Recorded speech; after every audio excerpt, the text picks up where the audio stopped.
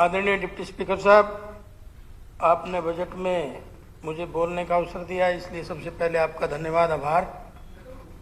और जो बजट में आदरणीय मुख्यमंत्री जी ने जो रखा है, इसमें कोई दो राय नहीं कि इसमें कोई वर्ग अछूता नहीं है। हर वर्ग का कल्याण के लिए ये बजट साबित होगा। मेरे मित्र ने, लीलाराम जी ने बिजली की बात की थी।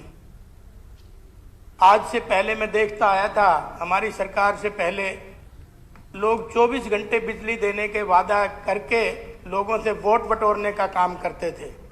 कई सरकारें आई, कई सरकारें गई, लेकिन पहली बार आदरणीय मुख्यमंत्री की कार्यकुशलता के आधार पे मैं ये बताना चाहूँगा कि आज पूरे हरियाणा प्रदेश में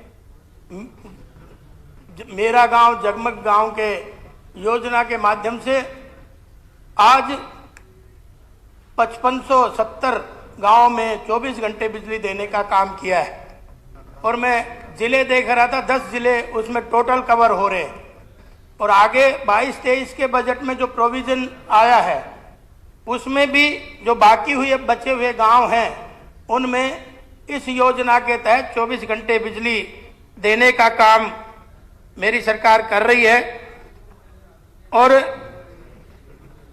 एक बात जो सदन में बार बार उठाई जा रही थी, नए ट्यूबवेल कनेक्शन की, तो नए ट्यूबवेल कनेक्शन पे भी आपने देखा, मेरे इलाके से भी बहुत ज़्यादा ट्यूबवेलों के कनेक्शन थे, लेकिन मेरी सरकार ने दिसंबर 2018 तक के 21,000 कनेक्शन देने का काम मेरी सरकार ने किया है।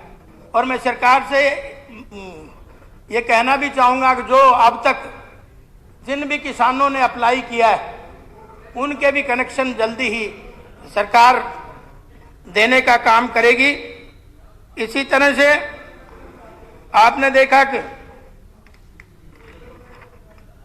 हाल ही के वर्षों में किए गए बिजली के सुधारों में और वाणिज्य घाटे में निरंतर गिरावट के कारण भारत रैंकिंग के आधार पर दक्षिणी हरियाणा बिजली DHVPVNL को A+ श्रेणी रैंकिंग के साथ सम्मान मिला है और बिजली वितरण निगम लिमिटेड को A श्रेणी का 7वां स्थान मिला है। 3 वर्ष पहले ये इस रैंकिंग में 24वां स्थान था। तो आज कितनी तेजी से व्यवस्थाओं को अंजाम दिया जा रहा है। और मैं पंचायत राज को ताकतवर बनाने का भी हमारी सरकार ने निर्णय लिया है कि उन अधिकारियों की ACR लिखने का और जिला परिषद पंचायत राज को ताकत देने का काम किया है। वहीं मेरा एक सुझाव भी है, क्योंकि आपने देखा मार्केटिंग बोर्ड जो था वो 4 क्रम के और 5 क्रम के रास्ते हरियाणा प्रदेश में बना रहा था। आज उनको पावर देने के, उसमें पावर तो अच्छी बात है, देनी भी चाहिए, लेकिन मैं ये सदन को अवगत कराना चाहता हूँ आपके माध्यम से, आदरणीय मुख्यमंत्री जी से निवेदन करना चाहता हूँ, जो 5 क्रम के रास्ते हैं वो मार्केटिंग बोर्ड पे ही रहने दिया जाए, क्योंकि वहाँ मशीनरी है, वहाँ सब व्यवस्थाएं आज ऑलरेडी बनी हुई हैं। तो उनको इसमें जिला परिषद में ना लाएं, ताकि ये काम भी, नहीं तो विलंब हो जाएंगे और काफी समय इसमें लगता जा रहा है। तो और तीसरा मेरा आपका निवेदन है, एक हमारा एक NTPC का विद्युत परियोजना है जो झाड़ली में स्थित है। पीछे सदन में ये बात भी आई थी और उसकी वजह से आसपास के गांव पूरी तरह से जलमग्न है और आज बिल्कुल ऊपर पानी आ गया।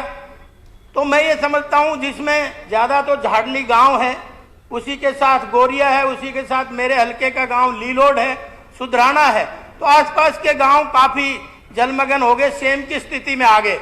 और सेम किस लिए आई है, क्योंकि आप देख रहे होंगे कि वो NTPC वाले अधिकारियों से मैं मिला और उनसे मिलकर जब विस्तार से उस पर चर्चा की तो कहने लगे ये हमारा पानी नहीं है, जबकि 3 वहां बड़े बड़े टैंक हैं 900 एकड़ के 3 बड़े टैंक हैं, उनकी वजह से वो सब जलमग्न हुआ है।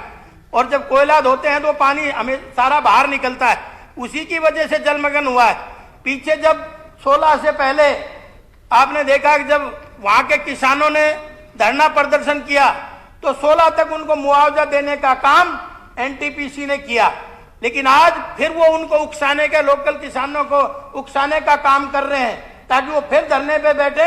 या तो उस जमीन को का मुआवजा एनटीपीसी दे जो जिन जिन किसानों की वो जमीनें खराब हुई है, क्योंकि किसान की तो दुनिया वही खेत ही है, उससे बाहर उनकी दुनिया नहीं है। अगर हमने उनका इतना बड़ा नुकसान करा है, उधर हम फायदे की बात करते हैं, तो इस पे भी न्याय होना चाहिए। या तो उसको भूमि अधिग्रहण सरकार करे, चाहे किसी डिपार्टमेंट के लिए करे, और नहीं तो एनटीपीसी उन सब किसानों को मुआवजा देने का भी काम करे। इसी तरह से मेरे हल्के की कुछ समस्याएं हैं। कोसली उपमंडल को नए विकास खंड का दर्जा देने के लिए मैंने पहले भी बात को रखा था, क्योंकि हरियाणा में मैं देख रहा था अब सब डिवीजन के ऊपर कोई ऐसा पंचायत का सब डिवीजन नहीं है जो सब डिवीजन हो ये ना हो। ये पहला एक ऐसा सब डिवीजन है जिसपे खंड कार्यालय अभी तक नहीं बना है। तो मेरी सरकार से डिमांड है कि भाई इसको भी बनवाने का काम करे। इसी तरह से कोसली विधानसभा क्षेत्र में कृष्णा नगर जो गांव है उसमें भगत फूल सिंह विश्वविद्यालय का रीजनल सेंटर खुला है, और वो रीजनल सेंटर का उसमें जमीन भी है और बिल्डिंग भी अच्छे से बनी हुई है। आज वो भी यूनिवर्सिटी के दर्जे की बाट देख रहा है, तो मैं समझता हूं कि उसको भी अगर यूनिवर्सिटी बना दी जाए, क्योंकि 70-70 किलोमीटर दूर पे यूनिवर्सिटियां हैं, तो ये भी इलाके के लिए एक वरदान साबित होगा। ठीक उसी तरह से कोसली से और महेंद्रगढ़ सड़क का 4 मार्गीय बनाने का भी काम मेरी सरकार करे, क्योंकि इसी की वजह से, और आज वो रोड भी उसकी मरम्मत भी कराने का भी काम करें।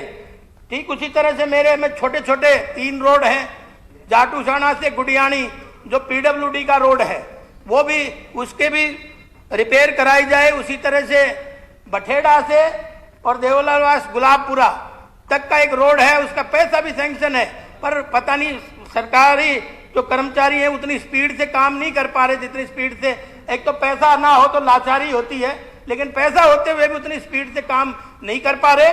कभी एनजीटी की प्रॉब्लम आ जाती है, कभी बारिश की प्रॉब्लम आ जाती है, तो इसमें भी जरा कृपया तेजी लाने का काम करेंगे।